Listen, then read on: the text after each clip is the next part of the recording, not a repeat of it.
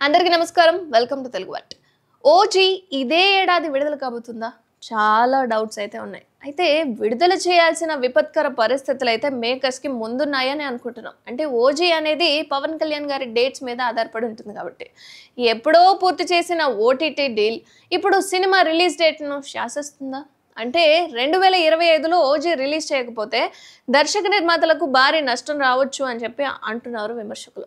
అసలు వీటన్నింటి మీద అసలు పవన్ ఏమంటున్నాడు? పవన్ కళ్యాణ్ అభిమానులకు పెద్ద సర్ప్రైజ్ ఇచ్చేలా ఉంది ఓజీ. ఏంటంటే, ఈ సినిమా అనుకున్న దానికంటే కూడా చాలా ముందుగానే విడుదలయ్యే సూచనలు కనిపిస్తున్నాయి. కారణం ఏంటి? అండ్ పవన్ డేట్స్ ఇవ్వకుండా అదెలా సాధ్యమవుతుందని చెప్పి మీకు ఆ డౌట్ అనేది రావచ్చు. కానీ పరిస్థితులు మాత్రం అట్లాగనే ఉన్నాయి. ఎందుకంటే పవన్ కూడా మనసు మార్చుకొని ఓజీ పూర్తి చేయక తప్పేలా లేదు ఈ పరిణామం వల్ల. అసలదేంటి? అయితే ఓజీ షూటింగ్‌కు పవన్ వచ్చి ఏడాది దాటేసింది. అప్పట్లో ఆయన ఇచ్చిన కొన్ని డేట్స్‌లో దాదాపుగా సినిమా మొత్తాన్ని ఒక 70% వరకు పూర్తి చేశారు సుజిత్. అయితే ఆ తర్వాత పవన్ లేని సీన్స్ ఏవైతే ఉన్నాయో అవి కూడా చాలా వరకు తీశారట. అంటే ఆయన లేనివి ఆయన ఉన్న సీన్స్ వరకు మాత్రం వెయిట్ చేస్తున్నారు.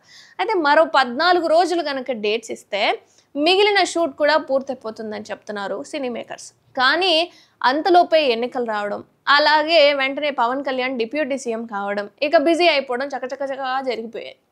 ఇక పవన్ బిజీ చూసిన తర్వాత ఓజీ అనేది 2025లో రావడం చాలా కష్టమని ఫిక్స్ అయిపోయారు ఆయన అభిమానులు. ఇక మే 9న రానున్న హరిహర వీరమల్లుతో సరిపెట్టుకోవాల్సిందే ఈ సంవత్సరం మొత్తం అని చెప్పి అనుకున్నారు.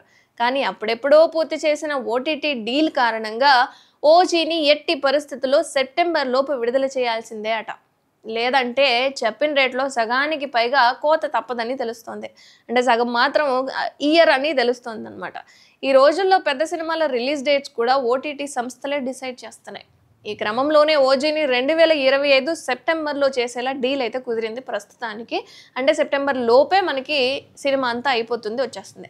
దాంతో మే లోపు షూటింగ్ అనేది పూర్తి చేసుకొని దసరాకు విడుదల చేద్దామని మేకర్స్ అయితే పవన్ కళ్యాణ్ను అంటే మాటిచ్చినట్లుగా తెలుస్తోంది పవన్ కళ్యాణ్. అయితే ఇదే గనక నిజమైతే మాత్రం 3 నెలల గ్యాప్‌లోనే పవన్ నుంచి వీరమల్లు, ఓజీ అనేది 2 సినిమాలు వచ్చేస్తాయి. అదే జరిగితే గనక ఫ్యాన్స్‌కి ఫుల్ పండగే గదా! అయితే ఈ విషయం తీసుకుంటే గనక 2 సినిమాలు చకచకా వచ్చేస్తాయి. ఫ్యాన్స్ కూడా పండగ అయిపోతుంది. బట్ ఓటీటీ అనేది సినిమాని రిలీజ్ చేస్తుందా అంటే ఈ విషయం మూలంగా నిజంగానే సినీ డేట్‌నైతే ఫిక్స్ చేసిందనమాట. అండ్ ఓజీ, హరిహర వీరమల్లులో ముందుగా ఏ సినిమా రిలీజ్ చేయాలనుకుంటున్నారో కామెంట్ చేయండి.